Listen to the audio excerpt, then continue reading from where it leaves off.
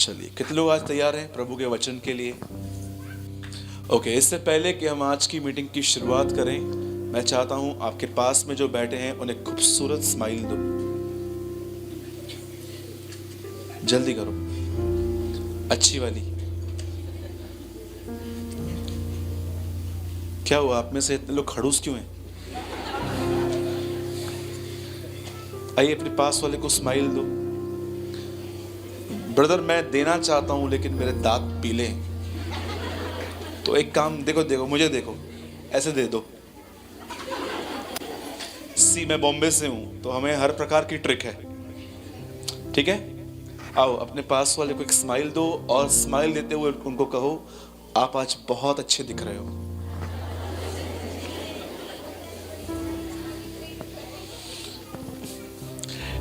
एक दिन हमारे चर्च में मैंने ऐसा कहा कि बाजू वाले को कहो आप बहुत अच्छे दिख रहे हो, तो उसने बाजू वाले को देखा और मेरे को देख के बोलता है, मैं झूठ नहीं बोलूंगा। तो हम लोग रूप देखकर नहीं, हम विश्वास से जीते हैं, ठीक है? ओके। आप जानते हैं लोग क्यों नहीं हंसते हैं आजकल? और अगर आप ज्यादा हंसोगे ना तो लोग आपको बोलेंगे आप आत्मिक नहीं हो। आप जानते हो बहुत सारे लोग क्यों नहीं हंसते हैं आजकल? अगर आप मेरे चर्च में होते तो मैं आपको हंसा हंसा के पेट में दर्द कर देता। मैं बॉम्बे में इतना हंसाता हूं लोगों को, क्योंकि मैं जानता हूं आजकल लोगों को सब कुछ है, खुशी नहीं है। They are not inside happy. वो हंसते हैं लेकिन अंदर से परेशान है। और आप जानते हैं अब क्यों नहीं हंसते हैं? उसका कारण क्या है? क्यों लोग तारक मेहता को देखने के बाद ही हंसते हैं आजकल? क्यों लोग पबजी खेलने के बाद हंसते हैं? क्यों लोग आजकल 1 तारीख को हंसते हैं जब उनका पगार उनके हाथ में आता है? आप जानते हो क्यों? क्योंकि कंटिन्यू वो कुछ ऐसा सोच रहे हैं जो उनकी परेशानी है, उसके बारे में सोचते रहते हैं, मेरा पति कब बदलेगा, मेरा कब बदलेगा, मेरा पति कब बदलेगा। या कई बार जिनके पास नौकरी नहीं होती है वो सिर्फ यही सोचते रहते हैं, नौकरी कब मिलेगी, कब मिलेगी, कब मिलेगी।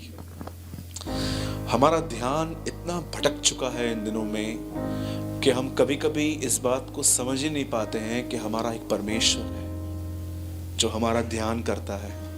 उसे पता है, हम उस पर ध्यान नहीं कर पाते। कई बार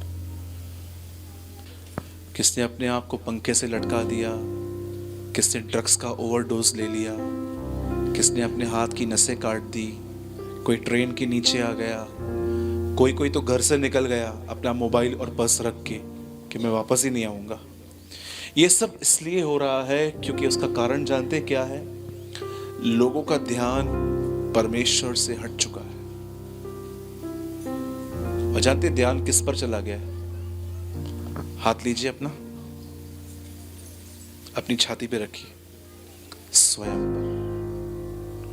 आप आज जिसको भी परेशान देखो ना, मैं आपको लिख के दे सकता हूं, कारण जानते हैं क्या है? ध्यान परमेश्वर से हट गया है, खुद पर आ गया। That is a problem.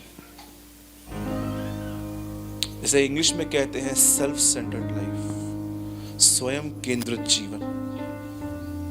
यीशु ने कहा कल की चिंता कल का दिन आप करेगा, आज के लिए आज का दुख बहुत है। आपको क्या लगता है जब तक आप यहां पर हो, क्या आप वेट कर रहे हो कि एक दिन ऐसा आएगा जब सब कुछ ठीक हो जाएगा? आप बाइबल को आराम से पढ़ो। यीशु मसीह के आने से पहले ऐसा लिखा गया है कि ये दुनिया और बुरी होती जाएगी। Bad become worst, word become evil. आप जानते हैं इस बात को? बहुत सारे लोग प्रोफेसीज करते हैं अच्छे दिन आ रहे हैं। मैं आपको बताना चाहता हूं, बाइबल बताती है दिन बुरे हैं। पढ़ा है आपने इफिसियों में? The days are evil। तो मुझे समझ में नहीं आता है कि आजकल हम हर एक व्यक्ति को ये सुनते हैं कहते हुए बहुत कुछ हैगा, जबकि बाइबल बताती है उसके आने से पहले ये दुनिया और वर्स्ट होती जाएगी, खराब होती जाएगी। लेकिन हमें इन चीज़ों से घबराने की ज़रूरत नहीं है, हमें अपने परमेश्वर को देखने की ज़रूरत है। आमीन। आइए, मैं चाहता हूं हम सब अपनी आंखों को बंद करें और उसके बाद हम प्रभु के वचन में आएंगे। Thank you Jesus, thank you Lord.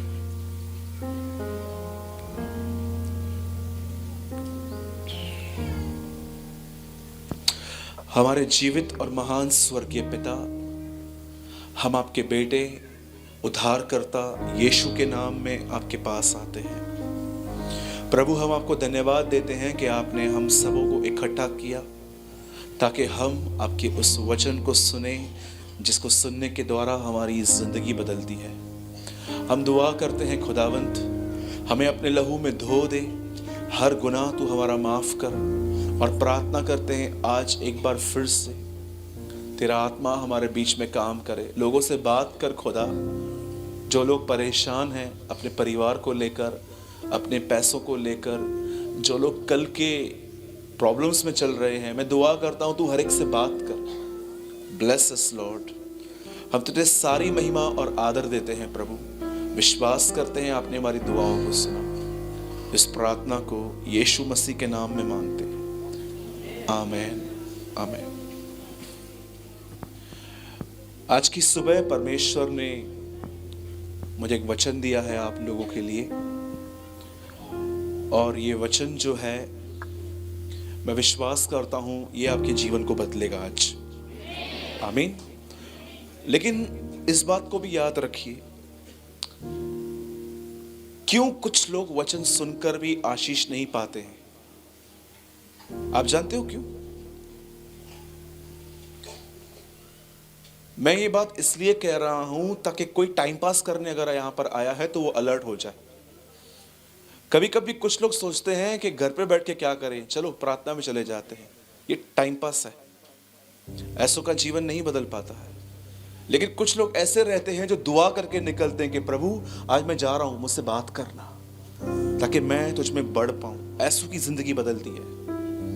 मैं आपको कुछ समझाना चाहता हूं और मैं चाहता हूं कि आप इस बात पर ध्यान करें। सुनिए, जो लोग मसीह में हैं, शैतान का लक्ष्य वो लोग हैं, न कि वो लोग जो दुनिया में घूम रहे हैं, वो ऑलरेडी उसके हाथ में। लेकिन जो लोग यहां पर आते हैं वही लोग होते हैं जिनको शैतान वापस पाने की कोशिश करता है। और यीशु मसीह ने भी कहा, जब एक बुरी आत्मा एक इंसान में से निकल जाती है तो वो बहुत सारी जगहों पे आराम ढूंढती है, पर न पाने पर लिखा है वो वापस आती है। और इस बार वो 7 आत्माओं को, मतलब टोटल 8,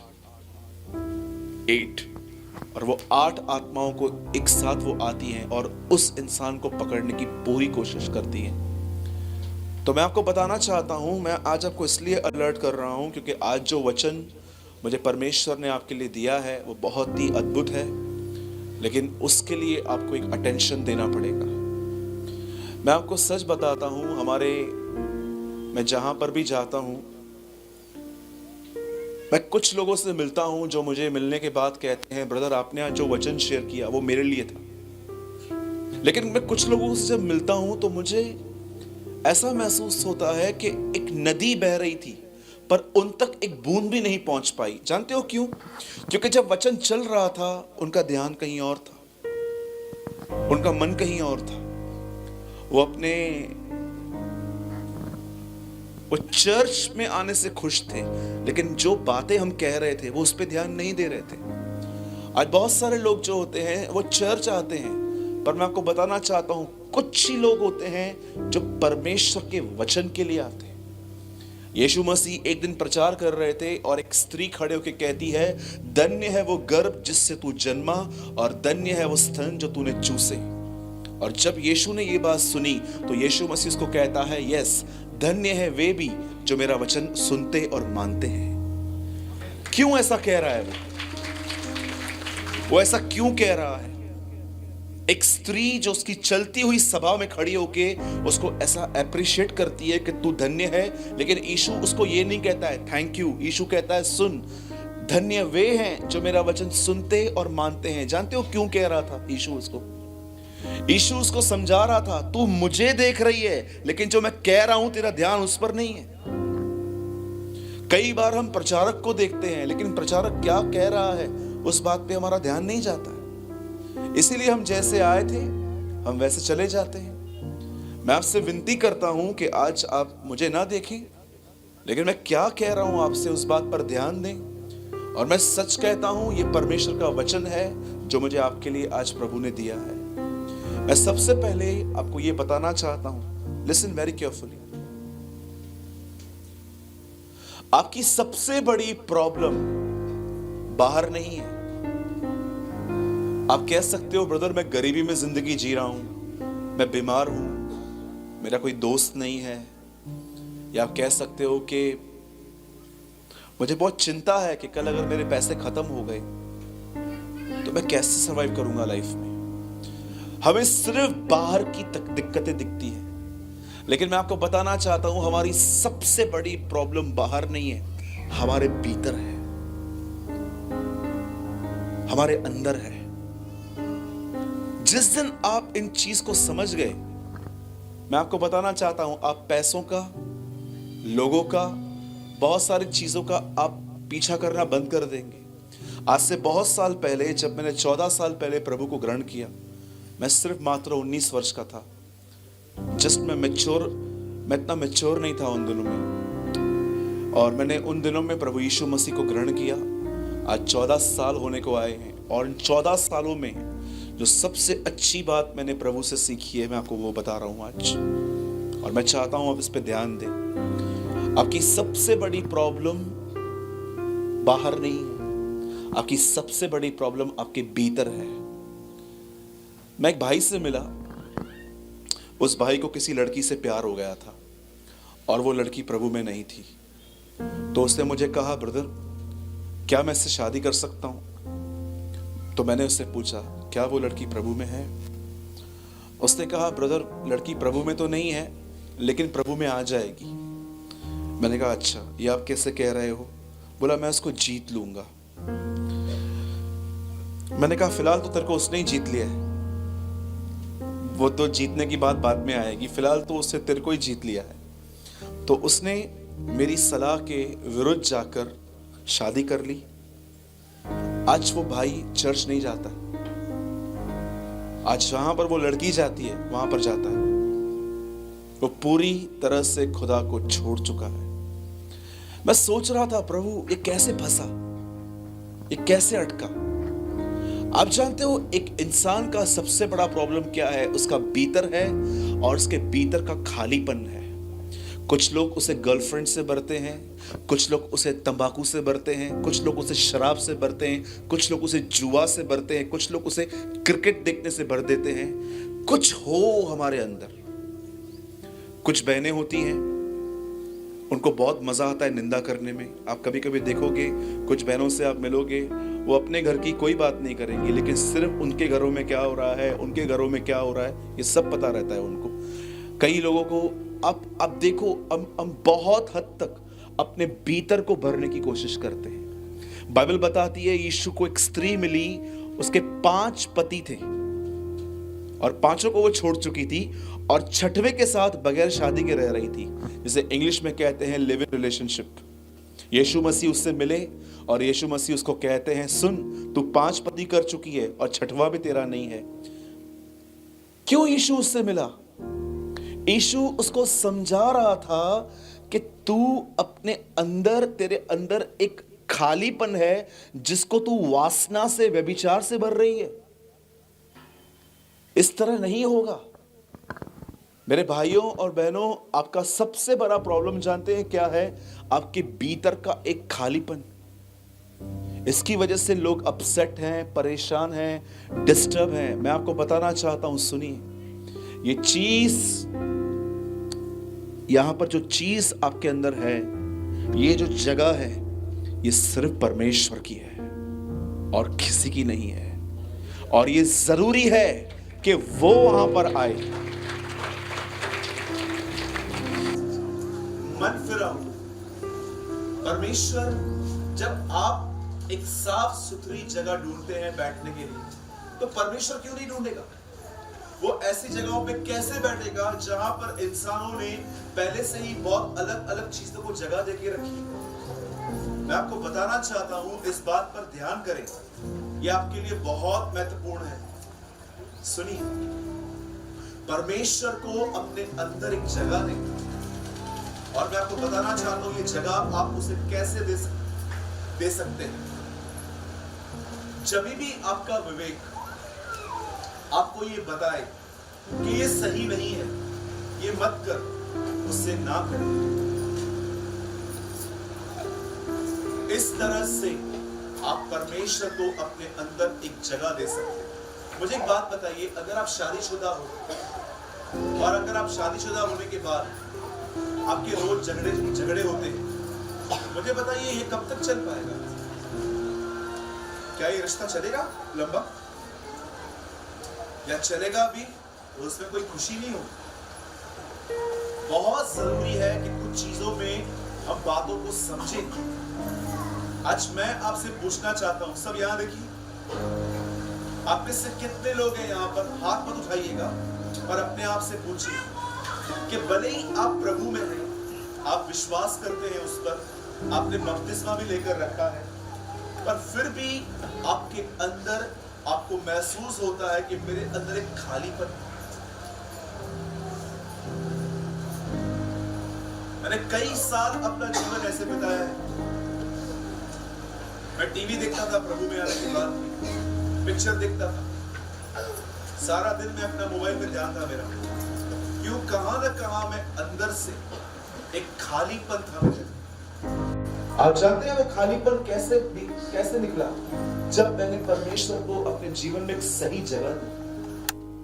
आज बहुत सारे लोगों ने प्रभु को ग्रहण किया है, पर उन्होंने प्रभु को वो जगह नहीं दी है जो एक्चुअली उसकी जगह है। मेरे भाइयों और बहनों, परमेश्वर आपसे प्रेम करता है।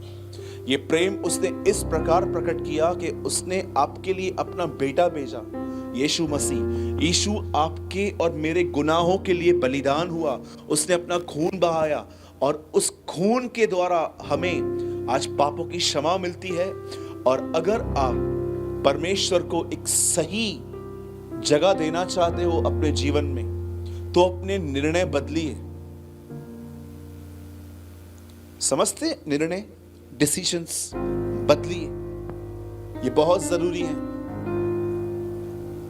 जब आप किसी से बात करते हैं और आपको ऐसा महसूस होता है कि मैंने इससे थोड़ा गुस्से में बात की, मुझे इस तरह बात नहीं करनी चाहिए थी, और अगर परमेश्वर आपको शो कर रहा है कि आपका बात करना बहुत रूड है, बहुत हिंदी में क्या बोलेंगे इसको, रूड को, गुस्से में है, तो क्या आप प्रभु से माफी मांगते? प्रभु मुझे क्षमा कीजिए, मैं ये दोबारा नहीं करूंगा, मुझे ताकत दीजिए कि मैं ऐसा न करूं। सोचिए, इसे कहते हैं परमेश्वर को अपने जीवन में एक स्थान देना। लेकिन अगर आपको लगता है चलता है, सब करते हैं, तो आपकी भी हालत उनकी तरह हो जाएगी जो सबकी है। बी ए ट्रू क्रिश्चियन, एक सच्चे मसीह बनिए, अपने आप को पहचानिए, ठीक है? चलिए हम एक वर्ड स्टार्ट करेंगे। आज बहुत अच्छा अध्ययन है। अगर आप पुराने हैं तो आपके लिए बहुत अच्छा है आज, ठीक है? नए लोगों के लिए भी है, पर पुरानों के लिए बहुत अच्छा है आज। आइए हम सब खोलेंगे आज यूहन्ना का 8 अध्याय, जॉन चैप्टर 8, यूहन्ना का 8वां अध्याय। सबने खोल लिया? पक्का? ओके, कोई पढ़िए 8 का 12 वचन। यीशु ने फिर लोगों से कहा, जगत की ज्योति मैं हूँ, जो मेरे पीछे हो लेगा वो अंधकार में ना चलेगा, परंतु जीवन की ज्योति पाएगा। ओके, मैं आपके लिए पढ़ रहा हूँ फिर से। यीशु ने फिर लोगों से कहा, इसका मतलब उसने पहले भी कहा था। क्या कहा? मैं जगत की ज्योति हूँ। उसने ये नहीं कहा कि मैं स्वर्ग की ज्योति हूँ, स्वर्ग में ऑलरेडी बहुत ज्योति है, लेकिन वो कह रहा है यहां पर मैं जगत की ज्योति हूं, क्योंकि हमारे यहां अंधकार है।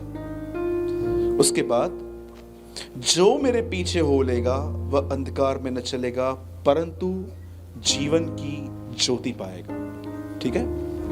आइए, मैं चाहता हूं आप सब अपना बाइबल छोड़ दीजिए अभी, और आप सीधे बैठ के यहां पर देखिए, ताकि आप आज कुछ लर्न कर पाएं। और मेरी विनती है कि जब वचन चले तो आप में से कोई यहाँ वहाँ मूव ना हो, कोई उठे बैठे नहीं। प्लीज़ आप सब एक ही जगह पर बैठिए। मैं कोई लंबा मैसेज नहीं देने वाला हूँ, छोटा सा संदेश है, लेकिन ये आपके लिए बहुत अच्छा है, ठीक है। और कृपया अपने मोबाइल साइलेंट या वाइब्रेशन मोड पे कर दीजिए, ठीक है। और ध्यान दीजिए, सुनिए। आज का वचन आपके ऊपर एक बहुत बड़ी जिम्मेदारी ले आएगा। मैं आपको बताना चाहता हूं, अगर परमेश्वर आपको जिम्मेदारी देगा तो परमेश्वर आपसे उम्मीद भी करेगा। यीशु मसीह ने बहुत बार कहा, जिसे दिया जाता है उससे लिया जाता है। आप जानते हैं, जब परमेश्वर ने आदम और हवा को बनाया था और उनको आज्ञा दी कि फल मत खाना एक का, आप जानते हो जब हवा ने फल खाया तब वे नंगे नहीं हुए थे, लेकिन जब आदम ने खाया तब वे दोनों नंगे हो गए थे।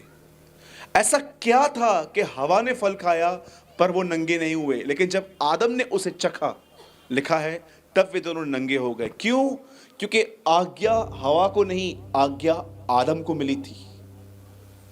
इस बात को याद रखिए कि आज का वचन आपके ऊपर एक बहुत बड़ी जिम्मेदारी ले आएगा। और इस बात को भी याद रखिए, अगर आज के वचन को सुनने के बाद अगर आप कुछ और भी सुनना चाहते हैं कि नहीं इससे कुछ नहीं होगा, तो मैं आपको बताना चाहता हूं आप धोखे में हैं। क्योंकि मैं जानता हूं अगर आपको आज का वचन नहीं बदल पाया तो मुझे सच में नहीं पता है कि आप कैसे बदलेंगे। आई रियली डोंट नो, क्योंकि मैं जानता हूं इस वचन में क्या है। ध्यान दीजिए, बाइबल बताती है आज से बहुत साल पहले एक व्यक्ति आया, उसका नाम इब्राहिम था।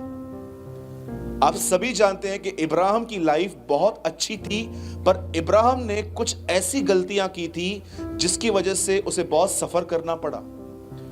सबसे पहली बात, इब्राहिम एक ऐसा व्यक्ति था जिसको 100 साल में बेटा मिला था, लेकिन दूसरी तरफ वो एक ऐसा भी व्यक्ति था जिसने परमेश्वर की सुनने के बाद भी लोगों की सलाहों को फॉलो किया था। जब उसको बच्चा आने में लेट हुई तो बाइबल ऐसा बताती है कि सारा ने, उसकी वाइफ ने उससे कहा कि तू जा उस लेडी के पास और वहां से बच्चा लेकर आ। आप ट्रस्ट कर सकते हैं, एक पत्नी अपने पति को एडवाइस दे रही थी कि दूसरी औरत के पास जा। How serious. और आप देखो, इब्राहिम एक बार तो उसने एक और गलती की थी। जब वो एक जगह पे गया तो उसने अपनी बहन के लिए कहा, उसने अपनी बीवी के लिए कहा, ये मेरी बहन है ताकि मेरी जान बचे। आप बिलीव कर सकते हैं, इब्राहिम के साथ एक ऐसा वाकया हुआ था कि उसने इनडायरेक्टली लोगों को कहा, भले ही मेरी पत्नी को ले जाओ, आपको जो करना है करो, मुझे छोड़ दो। हाउ सेल्फिश, ये स्वार्थीपन है। इब्राहिम के लाइफ में बहुत अच्छी बातें भी थी, पर इब्राहिम के बाद जीवन में कुछ ऐसी बातें भी हुई जो बहुत सीरियस थी। इब्राहिम मर गया, 175 साल में वो गाड़ा गया। अब आइए दूसरा व्यक्ति, बाइबल बताती है उसके बाद एक और व्यक्ति आया जिसका नाम मूसा था। वचन कहता है कि मूसा ने बहुत कुछ बर्दाश्त किया था। 20 लाख लोगों का स्वभाव टॉलरेट करना, it's a very big deal. ये बहुत बड़ी चीज होती है। हम घर के अंदर 4 लोगों को सहन नहीं कर पाते, चुटकियों में बात करते हैं, चल तू अलग हो या तो मैं अलग हो रहा हूं यहां से। हम 4 लोग बात नहीं कर पाते हैं। मूसा 20 लाख लोगों को बर्दाश्त कर रहा था। मैं बहुतों को बोलता हूं, जब लोग मेरे पास आते हैं तो कहते हैं, सूरज भाई मैं आपके चर्च में आ सकता हूं क्या? तो मैं उनको बोलता हूं, most welcome with one question. अब आ सकते हैं, लेकिन मेरा एक सवाल है। बोलते क्या सवाल है? मैं उनसे एक ही सवाल पूछता हूं, पुरानी मंडली क्यों छोड़ी? 90% लोग आंसर नहीं करते, बोलते ठीक है हम आपको बताएंगे, अभी नहीं, क्योंकि मैं जानता हूं कुछ गड़बड़ करके आए उधर। कभी कभी लोग क्यों चर्च छोड़ के आते हैं? क्योंकि उनको अपने कलीसिया के लोगों का स्वभाव समझ में नहीं आता। मुझे एक बात बताइए, अगर आपको इस जगह पर लोगों का स्वभाव समझ में नहीं आ रहा है तो दूसरी मंडली में आप कैसे एडजस्ट कर पाओगे? क्योंकि प्रॉब्लम बाहर नहीं है, प्रॉब्लम आपके अंदर है, मेरे अंदर है। अगर वो लोग कहते हैं कि हमको लोगों से प्रॉब्लम है, तो मैं उनको बिल्कुल कह देता हूं आप मत आइए, क्योंकि 25-30 दिनों के बाद आपको मेरे लोगों से भी प्रॉब्लम हो जाएगा। एक दिन एक आदमी ने दूसरे आदमी से कहा, मुझे एक ऐसी कलीसिया बताओ जहां पर गड़बड़ी ना हो। वो आदमी सोचने लग गया और सोचने के बाद कहा, हां एक है, लेकिन तू मत जाना। बोला क्यों? बोला जिस दिन तू जाएगा गड़बड़ी चालू हो जाएगी। यू नो, कई लोग असिद्ध होकर सिद्ध लोगों को ढूंढ रहे हैं। परमेश्वर को देखो, यीशु मसीह जब पृथ्वी पर आया तो उसमें कोई पाप नहीं था, फिर भी जब लोग कहते थे उसको हे उत्तम गुरु, वो कहता था तुम मुझे उत्तम क्यों कहते हो? अपनी परफेक्टनेस को भी वो साइड रखता था। मूसा एक ऐसा व्यक्ति था जो लोगों का स्वभाव टॉलरेट करता था, लेकिन एक तरफ जानते हैं उसके पास क्या था भाइयों? वो बीवी की मानता था। बीवी की मानना गलत है? बिल्कुल नहीं, लेकिन बीवी अगर प्रभु के विरुद्ध काम करने के लिए कहे तो कभी मत करना। समझ रहे हैं? आप जानते हैं जब प्रभु ने आदम को निकाला अदन की वाटिका से, तो ये नहीं कहा निकल, क्यों? फल खाया है तूने। प्रभु ने ये नहीं कहा। आप जानते हैं क्या कहा? निकल। क्यों प्रभु? क्योंकि तूने अपनी पत्नी की सुनी है। रीड इट, ये वचन में लिखा है। हर वो आवाज जो खुदा की तरफ से नहीं है, डेविल की तरफ से है, चाहे वो किसी भी आदमी के अंदर से क्यों नहीं आ रही है, डोंट फॉलो, पीछा ना करें। तीसरा व्यक्ति, मूसा मर गया, गाड़ा गया। आइए तीसरा व्यक्ति, दाऊद। बहुत अच्छा व्यक्ति था। प्रभु ने उसके लिए कहा ये मेरे मन के अनुसार है, लेकिन इस व्यक्ति ने भी एक काम किया। ये छत पे गया, छत से एक स्त्री को देखा, वो नहा रहे थे, और उसने उस लेडी को बुलाया, ये जानते हुए भी कि वो शादीशुदा है, उसने उसके साथ व्यभिचार किया, और इस व्यभिचार को छुपाने के लिए उसने उसके पति को भी मरवा दिया। प्रभु का वचन था वो, लेकिन वो ये काम कर रहा था। मेरे भाइयों और बहनों, मेरे पास एक ऐसी लिस्ट है आपको बताने के लिए कि मुझे लगता है रात को 9 बजे तक आपको यहां मेरे साथ बैठना पड़ेगा, लेकिन मैं यहां पर खत्म कर रहा हूं ये बोलते हुए कि अगर आप पुराने नियम के किसी भी व्यक्ति के लिए पढ़ोगे, उनमें कुछ अच्छी बातें थी और उनमें कुछ बुरी बातें भी थी। एक दो लोग ऐसे हैं जिनके लिए नहीं लिखा गया है कि उनमें बुराई थी। एक था यूसुफ और दूसरा था दानियल। इनकी कोई गलतियां नहीं लिखी हैं। लेकिन आप में से कितने लोगों ने वचन को पढ़ते समय इस बात को देखा? ये सभी जो लोग थे, ये किसी किसी जगह पे ये गलत थे, पर बहुत सारी जगहों पे ये सही भी थे। लेकिन इनमें से कोई भी व्यक्ति पुराने नियम में एक शब्द का प्रयोग नहीं कर पाया जो यीशु ने अपनी सेवकाइयों में किया। फिर से कहूं, पुराने नियम के अंदर जितने भी लोग आप पढ़ रहे हो, आप देखो उन्होंने एक शब्द का प्रयोग कभी नहीं किया जो यीशु अपनी सेवकाई में करने लग गया, और वो शब्द था मेरे पीछे हो लो। नेवर। पुराने नियम के हर व्यक्ति के लिए आप पढ़िए, उनमें कुछ बुराइयां थी, उनमें कुछ अच्छाइयां थी, पर याद रखना बाइबल का पहला व्यक्ति यीशु मसीह था जिसने लोगों को अपने पीछे चलने के लिए बुलाया। हम नहीं बोल सकते ये वर्ड, जानते हो क्यों? क्योंकि हम जानते हैं कि हम कभी कभी भटक जाते हैं, मसीह के अंदर रहकर भी मसीह में खो जाते हैं। मैं आपको बताना चाहता हूं, यीशु मसीह अपनी सेवकाइयों में यह शब्द क्यों कह पाया, आपको पता है? क्योंकि न यीशु ने इब्राहिम की तरह झूठ बोले, न यीशु ने दाऊद की तरह व्यभिचार किया, न वो एलिया की तरह डरा, और न वो मूसा की तरह से अपना गुस्सा खो दिया। नो, वो एक सिद्ध, एक ऐसा एग्जाम्पल है जिसको आप में से हर व्यक्ति फॉलो कर सकता है। और आज उसके जीवन की एक बात यूहन्ना 8:12 में हमने पढ़ी। वो कहता है मेरे पीछे हो लो, मैं ज्योति हूं, अगर मेरे पीछे आओगे तो तुम कभी अंधकार में नहीं चलोगे। आप जानते हो इस पृथ्वी पर कितना अंधकार है? शायद आपको दिख रहा है कि मॉर्निंग 6 o'clock सूरज निकल रहा है, शाम को 6 तक ये वापस चला जाता है, पर मैं आपको फिर से कहना चाहता हूं, एक मसीही व्यक्ति कभी इस सूरज को देखकर नहीं कह सकता कि सुबह हुई है और रात हुई है। रोमियो की पत्री में लिखा गया है रात बहुत बीत गई है और देखो अब दिन निकलने पर है। आपके लिए और मेरे लिए सूर्य तब उदय होगा जब हम उसे बादलों पर आता हुआ देखेंगे। आप जानते हैं आप जानते हैं जब यीशु कहता है मेरे पीछे चलो, तब तुम अंधकार में चलने से बचे रहोगे। मैं आपको पूछना चाहता हूं, मेरे ख्याल से यहां पर बहुत ज्यादा क्राउड है आज। मुझे नहीं पता है पास्टर क्यों बोल रहे थे कि कम लोग हैं, बहुत ज्यादा हैं। मैं आपसे एक सवाल पूछना चाहता हूं, ध्यान दीजिएगा। आप चर्च आ रहे हैं, आपने विश्वास किया है, आपने बपतिस्मा लिया है, आप में से कुछ लोगों के पास अन्य भाषा का वरदान भी हो शायद, पर मैं आपसे एक सवाल पूछना चाहता हूं। जितने भी लोग यहां पर बैठे हैं, अगर आप पुराने हो और अगर आप लीडरशिप में हो, तो आपको तो ये पहले अपने आप से पूछना चाहिए, क्या आप यीशु के पीछे चल रहे हो? आस्क योरसेल्फ, अपने आप से पूछो, एम आई फॉलोइंग लॉर्ड क्राइस्ट? क्या मैं मसीह का पीछा कर रहा हूं? यह वो सवाल है जो 365 दिन में अपने आप से पूछता हूं। सूरज, क्या तू यीशु के पीछे चल रहा है? चर्च जाने में और यीशु मसीह के पीछे चलने में जमीन आसमान का अंतर है। इतना अंतर है कि आप सोच नहीं सकते हैं। एक सवाल अपने आप से पूछिए, क्या आप यीशु के पीछे चलते हैं? अगर आप कहोगे नहीं, तो यह सच में ईमानदार है। लेकिन अगर आप कहते हो कि हां, तो मैं आपसे पूछना चाहता हूं, क्या उसका स्वभाव और आपका स्वभाव मेल खाता है? अपने आप से पूछिए।